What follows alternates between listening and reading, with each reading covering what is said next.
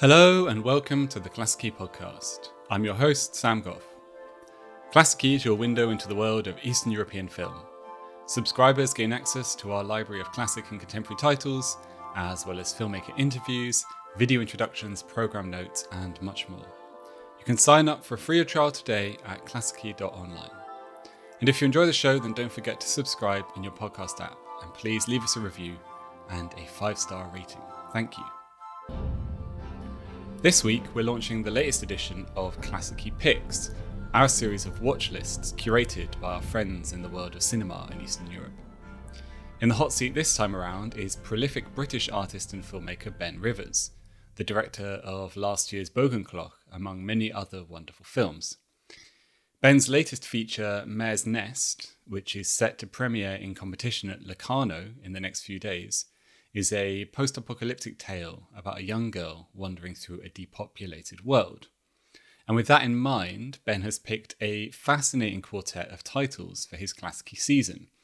4 films that explore the end of the world, whether literal or metaphorical, from 60s Czechoslovakia to 80s Turkmenistan, covering sci-fi weirdness, nuclear paranoia, and the threat of social collapse. I had to get Ben on the phone to ask him about the appeal of this end-time cinema, as both a viewer and a filmmaker. We had a free-ranging discussion that took in the post-apocalyptic mood of both Mare's Nest and his Klassiki Picks, the history of Eastern European sci-fi, children on film, and, of course, the enduring influence of Aleksandr Sokurov on his work. So follow the links in the show description to explore Ben's Klassiki Picks, which are available to subscribers from the 7th of August. Ben, thanks so much for joining us on the Klassiki Podcast. No, thanks for inviting me. I'm happy to be a part of this. I've been watching the Klassiki films on the website for a while now. Oh, thank you very much. We're very happy to have you. So I wanted to get you on the show because you've been kind enough to curate this Klassiki Pick season for us, which is just launching. And when you sent me your selection of potential picks, there was such a kind of stylistic and thematic coherence to them, and it's also tied in with your own new film, Mare's Nest, which is, depending on when this episode comes out, may just have premiered at the Locarno Film Festival, which is really exciting.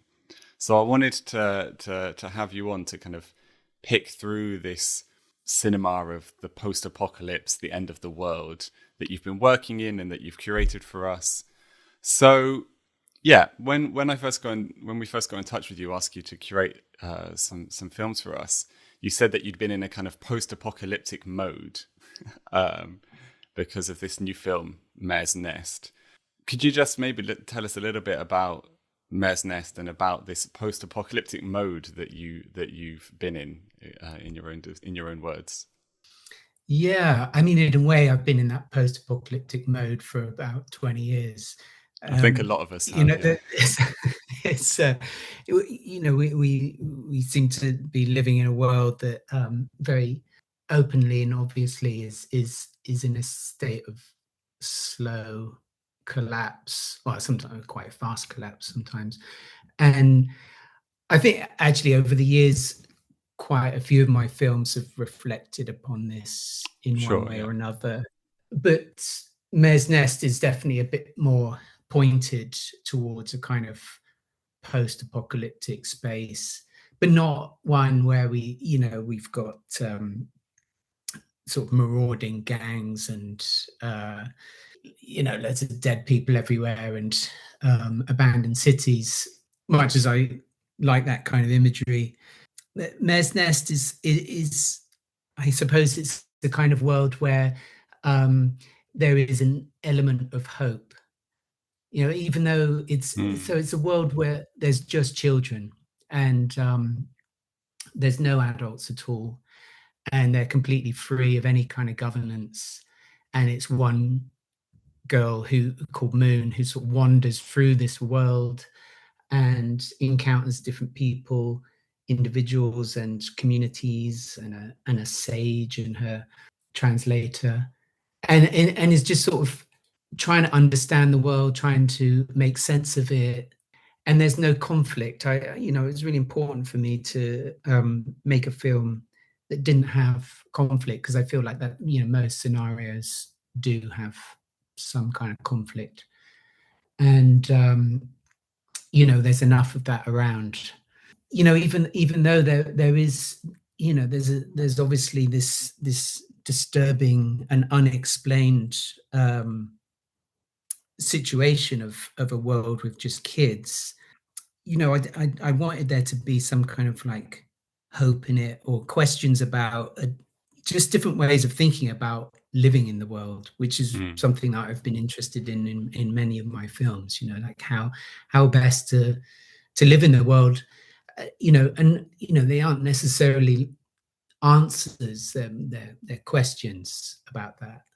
And so even when I make a film like Bog and Clock last year about a guy living in the woods, it's not saying that this is the way to live necessarily. Right. It's just a possibility of a way of thinking, kind of post capitalism, if we can imagine that.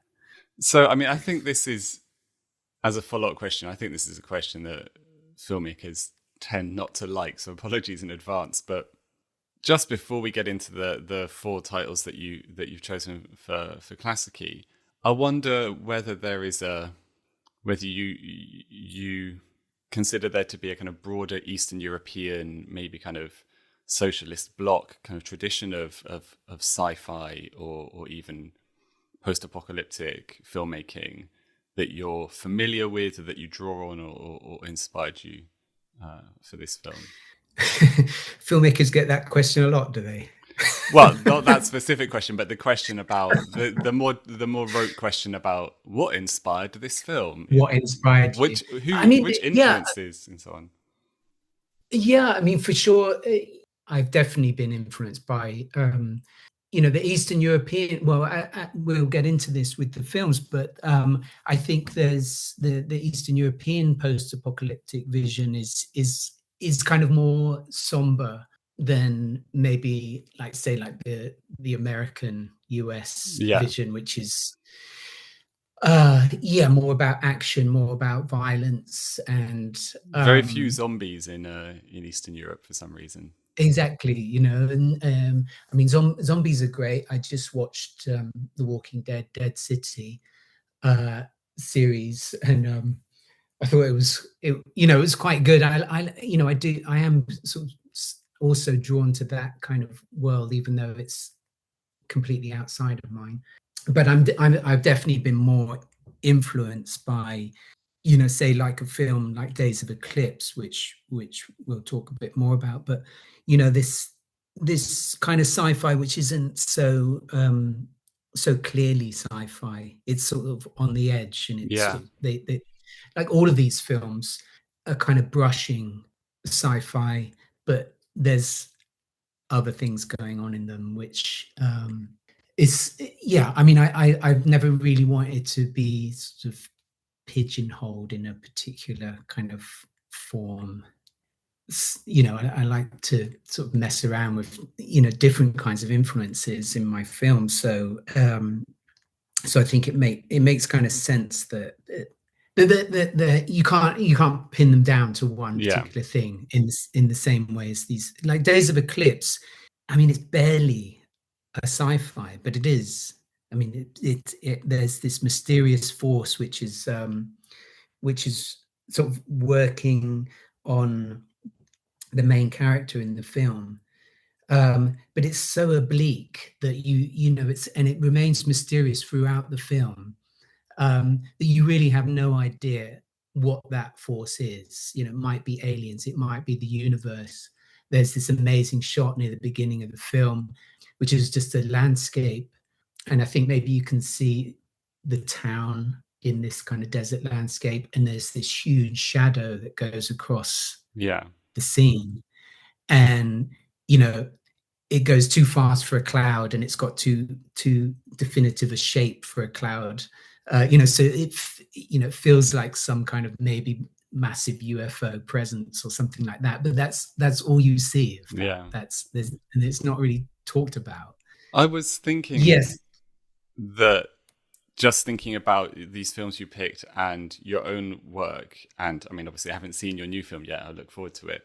But there is something, I think, in a lot of your own films, you've merged fiction, documentary, a kind of essayistic, and a kind of fabulistic kind of style. And I did think that was reflected in some of these films, like which we'll get into. But a film like Days of Eclipse, there's a lot of kind of borderline ethnographic footage, along with this very oblique art house story. And in a film like Late August at the Hotel Ozone has an almost documentary quality in the way it's capturing these landscapes and so on. I thought matched up quite nicely with your own films. This kind of mixing of observational with fictional filmmaking, and this kind of layering that makes it hard to know sometimes, like what you're watching, which is something that I'm always really interested in. Is this question of how much interference has there been in what you're watching? Yeah, what's constructed and what's just there in the world. And I love that mix. That that definitely happens in Days of Eclipse. He's sort of fictionalizing a real place, which is something that I'm always trying to do myself, I suppose. Yeah. Like the location almost comes first, and then you kind of impose a narrative upon it. And I mean, thinking about Eastern European cinema especially, a lot of it was incredibly hard to see. So it's quite such a luxury now to have things like Klassiki, where you can watch this work, which for a long time were films that I could only read about and hope to see one day. I guess one of the benefits of living in the end times as we do is ready access to previously obscure Eastern European film. It's certainly one of my favorite things about living in the end times. So the people will have links to people to kind of check out and explore in more depth the 4 films that you've chosen for us. But I think maybe we can just run through them now, because there's so many connections between them to draw out. I find it such a fertile ground. So just to clarify for people, the 4 films that Ben has picked are Late August at the Hotel Ozone, which is a Czechoslovak film from 1967 by Jan Schmidt, which is very explicitly a kind of post-apocalyptic survival story. Then there is Dead Mountaineers Hotel, which is a Estonian Soviet sci-fi film from 1979, which is an adaptation from the Strugatsky brothers, and which is set in this mysterious alpine hotel where all manner of kind of nefarious, possibly supernatural, possibly extraterrestrial things are going on. Then we jump forward to the late 80s in the Soviet Union, and 2 films that share interests with the earlier films, whilst also diverging quite dramatically. There's Days of Eclipse, which we've already talked about a bit, by the great Aleksandr Sokurov, which is about a young doctor posted to a remote town in Turkmenistan and the travails that he goes through there. And then finally, there is Dead Man's Letters, from a few years earlier, from 1986, by the Russian director Konstantin Lopushansky, which is a really bleakly beautiful post-apocalyptic drama about a group of survivors eking out a life in the fallout after a nuclear war. And that film, I think, is really interesting in the context of this quartet, because it has a lot in common with Late August at the Hotel Ozone in its subject matter, but it also belongs firmly to that late 1980s era of Cold War nuclear paranoia, which we can get into in a bit. So these 4 films, and like I say, I'm really interested in the links between them. Maybe let's start with these two films with hotel in the title. I love the fact that there's these two hotel films, Dead Mountain's Hotel and Late August at the Hotel Ozone. One of them sounds like it's got quite a lot of links with your own film Mare's Nest. It's about some young women, some girls traversing a landscape devoid of human settlement. And the other is this quite kind of gonzo, neon, Art Deco oddity set in this guest house in the mountains. So I mean, what do you see as the links between the two? Maybe like what draws you to each of them? Why did you pick these two films? And there's something about them apart from just having hotel in the name, which is very suggestive.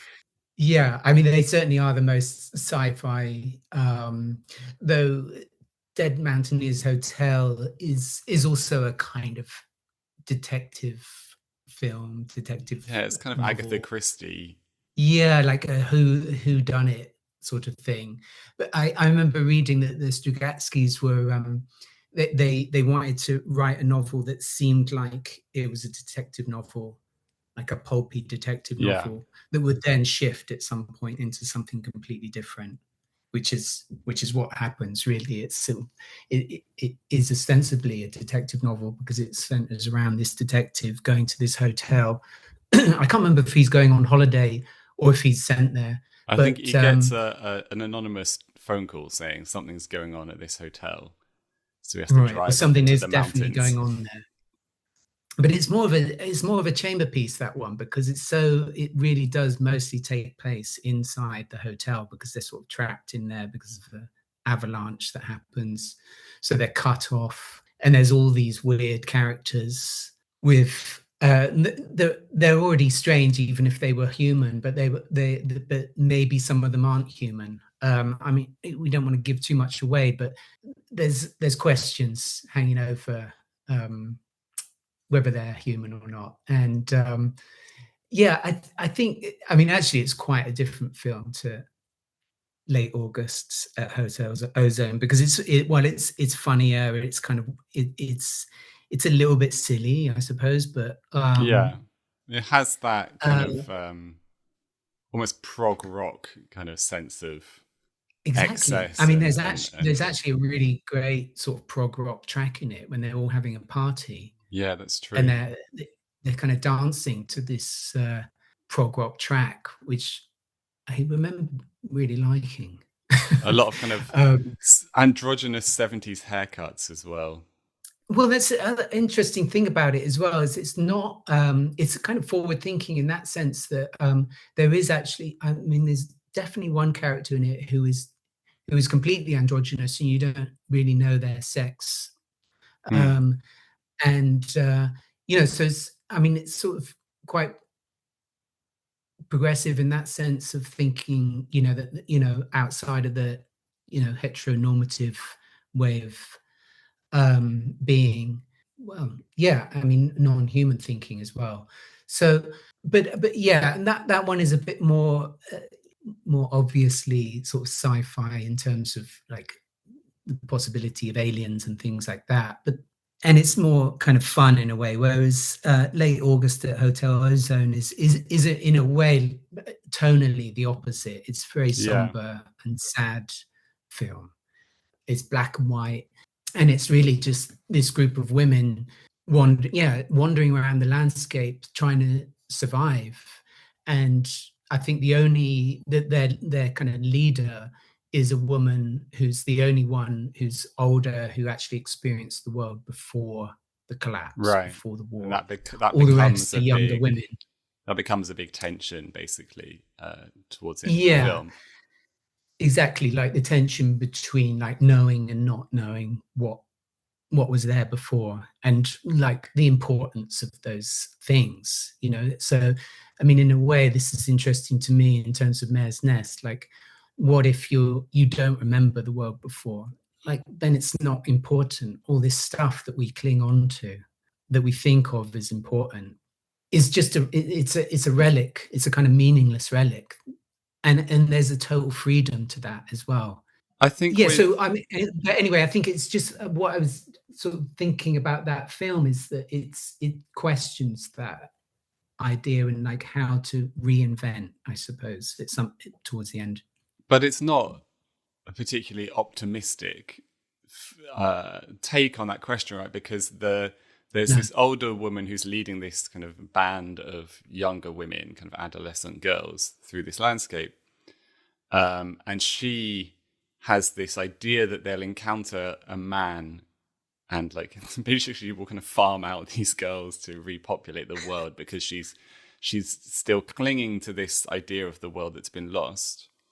And that's problematic in its own way. But then the young women are these atavistic, kind of amoral creatures. And by the end of the film, they're kind of capable of a level of brutality that this older generation isn't. And it's complicated. It's a very simple, stripped back film, but it has this quite thorny question at the center of it.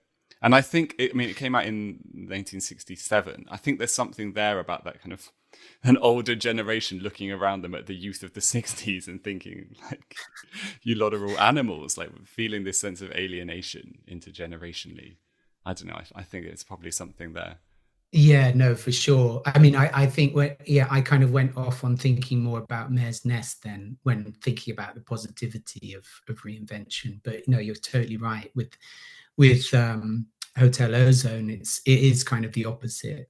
It reminds me of in its kind of portrayal of this kind of directionless, total kind of rejection and breakdown of society, and it's very gendered nature because it is about this band of women. It reminds me of Daisies by Vera Chytilova, which is the Czech New Wave film that most people will have seen. And Daisies was written by Pavel Juracek, who wrote Late August, Hotel Ozone. Oh, I didn't know that. So, well, Juracek helped to write Daisies. So, there is a parallel there. So, Dead Man's in His Hotel, as we mentioned, is an adaptation of the Strugatsky brothers, the kings of Soviet sci-fi, adapted countless times, huge figures in both literature and film. Famously, Stalker by Tarkovsky is an adaptation of theirs. And as we previously mentioned, Days of Eclipse, check out this professional segue, the Sokurov film in your selection is also a Strugatsky brothers adaptation, although really obliquely at a very extreme Dutch angle.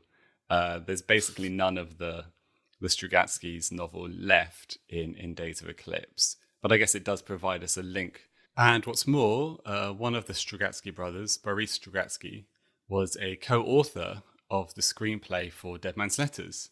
So there is a concrete link, like I say, to these other two films, Days of Eclipse and Dead Man's Letters, which are both from the late 80s, from the Perestroika era, collapse of the Soviet Empire, collapse of Soviet communism in Eastern Europe. And those two films for me, I think, are maybe the two films from that era which best capture this sense of collapse. Films, in a sense, from the end of the world. So I guess we've already talked about Days of Eclipse a little bit. So let's get into Dead Man's Letters by Konstantin Lopushansky, a director like Sokurov, who is still alive, although also like Sokurov, I doubt he's going to get any more films financed in Russia for the time being. There's not much plot to get through in this one. It's about a world destroyed by nuclear war. And there's a small group of survivors who live in cellars and bunkers underground. And our protagonist is this guy, Professor Larson, who I think is a former Nobel Prize winner in physics. And he's kind of symbolic in that he refuses to give up his hope in the future of the human species. And this is kind of symbolized in his writing these endless letters, these titular letters, to his missing son, even though his son must long since have perished. So this was Lopushansky's debut feature, and he made it after he'd served as a production assistant on Stalker, on Tarkovsky's Stalker. And he's a real acolyte of Tarkovsky, and you can really feel that influence when you watch it. And yeah, I mean, it's a pretty remarkable film. Watching it again, I was really kind of blown away again. Um, Even in late August at the Hotel Ozone, they kind of suggest this post-nuclear war world, and then Lopushansky really makes you feel it in this one. Mm. It's a No, kind he of really goes for it. yeah, the production design of kind of blasted landscapes and underground bunkers is really something. So I mean, what were your thoughts on including this one? It's probably like the most outwardly disturbing It's the. I vision. mean, I think that's it. I thought we needed to go really bleak. If we're sort of looking at post-apocalyptic kind of situations, or semi-post-apocalyptic, or I wanted to go like the full way, and I think this is it stands up with Threads in the UK as being a really, really bleak depiction of post-nuclear Holocaust. And as you say, like the production design, I don't even know how they did some of it. No. It's so big and so believable, and you really do feel the toxicity of the landscape, everything around, and just dead bodies. I mean, just having dead bodies lying in puddles as the main protagonist kind of wanders around this landscape in his protective gear, and just sort of stepping over these bodies, and you know that they're not dummies either. There's you can sort of feel their human bodiness. And no, I didn't even know it was his debut. I think it's an incredible debut, because it's really ambitious, and I love the fact that it doesn't really have a plot. That it's really about the atmosphere, about feeling like you're in this place, and whoever is left in charge, you don't really know, other than the fact that they're oppressive, as Yeah, they've always it's like been. a kind of martial law kind of situation Yeah, going on. martial law, and kind of soldiers in fully covered, with laws unto themselves. So even if you've survived, you're screwed. So it's no wonder that everyone sort of believes that life is pretty much over. But the protagonist, as you say, he still clings on to some hope, even when his wife dies. I mean, I'm giving a spoiler, but you It's not know it much of right a from the spoiler. beginning. No, I mean, she's dying right at the beginning. It's clear. But he still clings on to it, and of course everyone just thinks he's mad, which maybe he is. It's another one of those films where about how, if the world as we knew it ended, then these kind of poles of sanity, insanity, morality, and so on would just be completely demagnetized, whatever the term is, like completely Or discombobulated. discombobulated, or it's interesting that, we talked also about this film that I've just made, Mare's Nest, with the kids, and I was going to in say, this film they're really they're the opposite of my film. They are catatonic. They won't even talk anymore. The tragedy that they've witnessed, the death, has just sent them into this complete state of catatonic sort of madness. So yeah, it's really looking bad. I mean, he clearly wanted to go another step further from Tarkovsky's Stalker, which is a sort of post-apocalyptic landscape, but seems very pastoral and lovely after watching this film.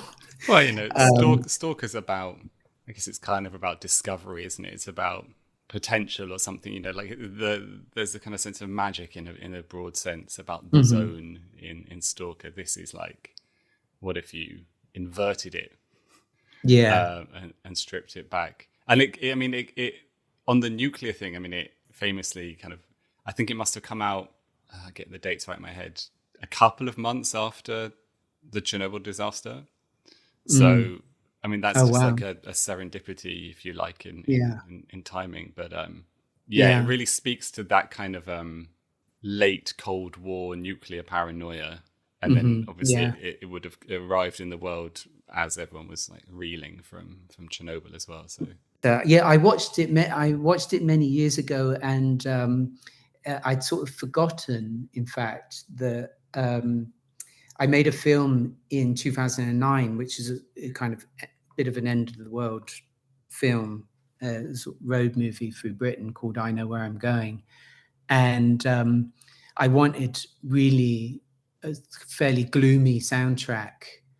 And when I was rewatching Dead Man's Letters, I was hearing all these sounds and this gloomy music, and I realized that I'd stolen it all from that film and just reused it in my own film, which is not a first for me. I often steal from other films, sounds and stuff. But this was a really perfect, because it's almost the soundtrack.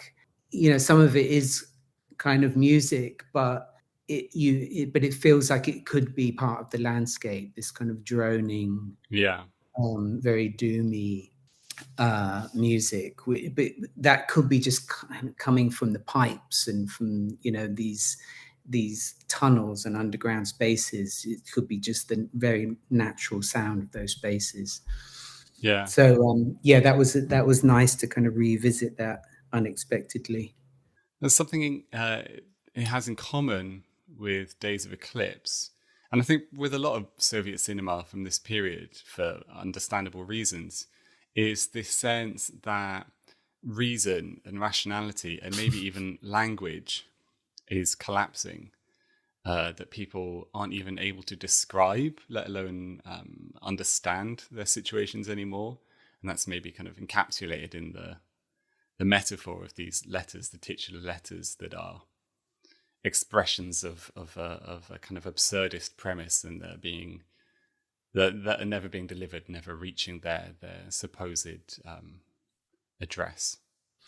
I mean, this is also something that I'm attempting to look at in Mare's Nest as well. There's this 20 minutes of the film is a play by Don DeLillo called The Word for Snow, and it's kind of all around, as you can imagine with DeLillo, it's all around language and collapse, and how language will stand in for all the things that are becoming extinct, that are disappearing, that the word becomes the thing.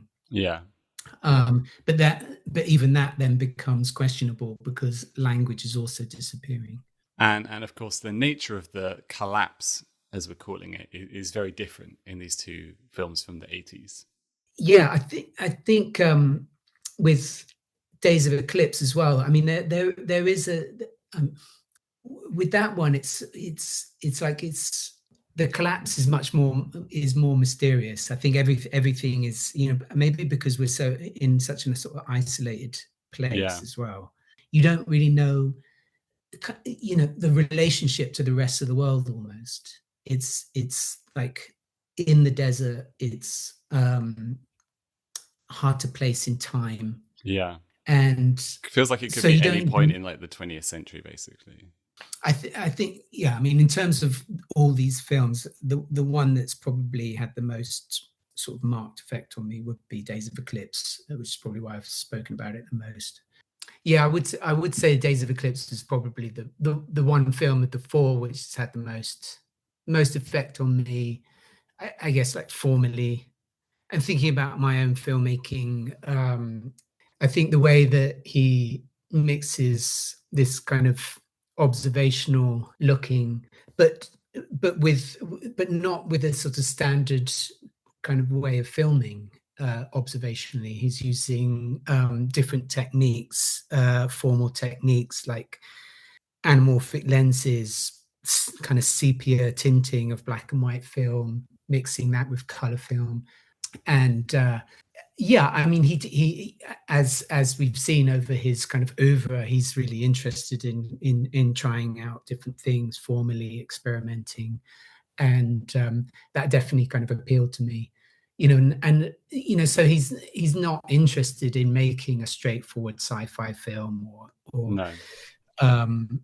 He uses that as a kind of framework to just start from. which in a way I suppose all these films do to a certain extent, but this one in particular, the book is left so far behind that there's just kind of remnants left of it. I suppose there's still this central conceit of the scientist going to work on his thesis about, I think it's about whether religion has positive effects on your body, your health. In the film, whereas in the book it's a different kind of thesis, but there is the point being that there in both book and film is that there's some kind of mysterious force trying to stop him from his research, which for some reason might be detrimental to this malevolent force. Whereas in the book, that force is kind of, I guess, ultimately revealed or presumed to be some kind of cosmic, extraterrestrial, I don't know, kind of imposition, some kind of force. Whereas in the film, it's really just kind of, it's more sociological almost. It's just like this society has run its course. Like history basically has ground to a halt, and therefore he can't really kind of get anywhere with this attempt at rational inquiry, scientific inquiry. Yeah, exactly. It's not a definitive thing, which I really like about it. That it's almost, I don't know, like the planet has had enough. Yeah. Well, I think you were saying that it's really hard to place kind of in time or literally in place. It's set in this remote Turkmen town, and you were talking about how this obscurity and this remoteness to it. And I think that if you were looking for a concrete way of framing all this, it's part of the kind of alienation effect, if you like, that this central character is experiencing, is because he's a Russian guy posted to this outpost in Central Asia. And the film is actually, the one way in which the film is explicit is it's kind of explicit about this kind of history of Russian and Soviet imperialism and kind of colonial policy in this region. His one friend in this town is a descendant of the Crimean Tatars who were deported to Central Asia during the Second World War. So there is this kind of concrete historical thing going on with Sokurov maybe the reason he's alienated and maybe the reason that he can't get ahead in his life in this town is that he's not supposed to be there in this kind of almost political sense. I mean, Sokurov grew up in the town that he was, part of his childhood was spent in the town that he shot this film in because his dad was a military officer. So I think for him it's very personal, this question of Russian military imperial kind of history. And I think that's like the one concrete thing that he finds to kind of ground his take on this more sci-fi concept. Yeah, and himself as an outsider, no doubt, himself in this place, even though he did grow up there, he's still there kind of under the pretense of the military and fatherhood. So I guess he's also thinking of himself, the character is probably something like a mirror to himself as well, perhaps. I imagine he experienced numerous problems in making his own films. Well, I think this was probably I'm going to get this wrong now off the top of my head. I think this was probably the first of his feature films to get, maybe the second of his feature films to get released in the Soviet Union. He had been working since the 70s, but hadn't really been able to get anything out there. And it was only in this kind of perestroika period, right, in the 80s, when there was this massive opening up of cinematic liberties, if you like. But I mean, I imagine there's a kind of subtext to the scientists in Days of Eclipse, constantly being thwarted in his efforts to make his work. That's a good point. That's got to be parallel with Sokurov's own troubles with making his own work or getting it shown, getting it appreciated. So I imagine that might have been an appeal to the Strugatsky brothers' book. which is, in the end, a lot of the scientists in the book, so the main scientist carries on, but a lot of his friends give up. They throw in the towel because they've just they've had enough.